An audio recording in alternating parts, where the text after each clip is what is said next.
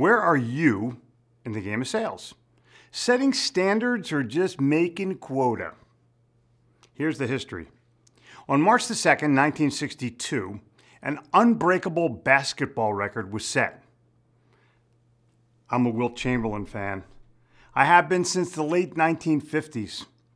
Chamberlain grew up in Philadelphia. I grew up in the Philadelphia suburbs. He went to Overbrook High School and then decided to go to the University of Kansas. He dropped out of college after 2 seasons, and because in those days you couldn't enter professional basketball until after your senior year class had graduated, he played 1.5 years for the Harlem Globetrotters. In the summer of 1960, while I was attending Pine Forest, my summer camp, Wilt came as a Harlem Globetrotter. He had previously been a kitchen boy at our summer camp, so they paid him a couple $100 and he showed up. He put on a brief exhibition and signed autographs. I was 14 years old. I had the presence of mind to ask Wilt for his autograph on a postcard, because at camp we were required to write home every day, and I thought, oh, there's my postcard. The postcard I sent home that day read, "Dear Mom and Dad, I played ball with Wilt the Stilt today. Here's his autograph. Please save this postcard. Love, Jeff." My mother, rest her soul, saved the postcard for 25 years. I found it with all the other postcards I'd written and all the letters I'd written. She had saved them for years. I found them as I was going through her personal artifacts after she passed away. That was a moment all by itself. I don't know the value of a 1960 Wilt Chamberlain authentic autograph, but I do know that if someone offered me $100,000, I would pass.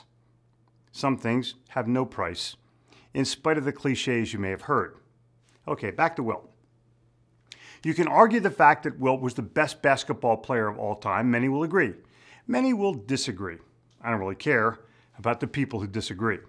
Wilt Chamberlain's records are still on the books.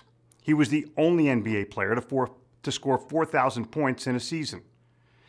He set the NBA single game records for most points, 100, most consecutive field goals, 18, most rebounds, 55, and most mind-boggling was the 50.4 points per game that he averaged during the 1961-62 season. He also averaged in that season 48.5 minutes of play per game same year. That's every minute of every game plus overtime.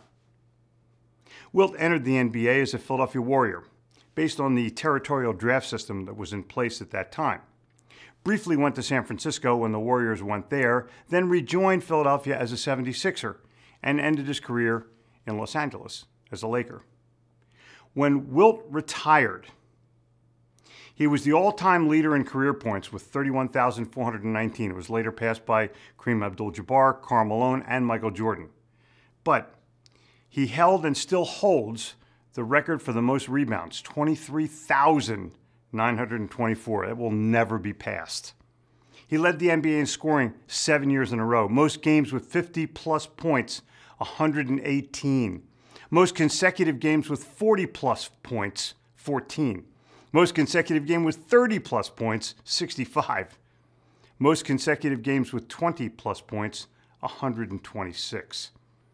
Highest rookie scoring average, 37.6 points a game. Highest field goal percentage in a season, get this, 72.7%. Oh my God. And many of these records, the second place player is so far behind, far behind. Here's an interesting fact about Wilt. He never fouled out of a basketball game during the entire length of his career, yet he also led the league in block shots and rebounds. But today, it's about the record. On March the 2nd, 1962, while playing against the New York Knicks in Hershey, Pennsylvania, in front of about 4,500 people, Wilt scored 100 points. It's a record that's celebrating its 50th birthday this year, and a record that will most likely never be broken. The game was not televised. I'm lucky. I listened to it on the radio. The reason I'm talking about this piece and writing about this is that Wilt Chamberlain did not just set records. He set standards.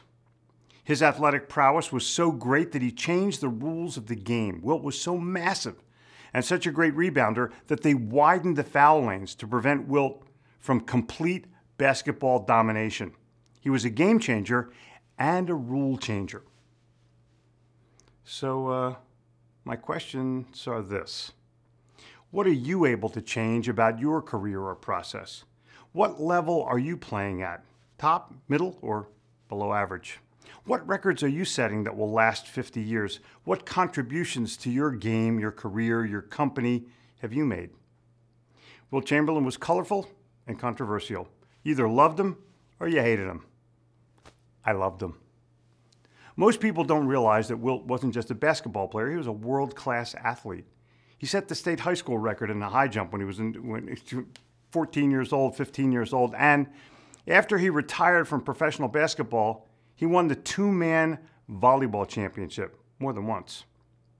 And please don't confuse this as just a tribute to the late, great Wilt Chamberlain. Rather, it's a commentary on setting standards, breaking records, and the ability to have so much skill that the rules are changed to level the playing field. That's what Wilt Chamberlain was to basketball. What standards have you set?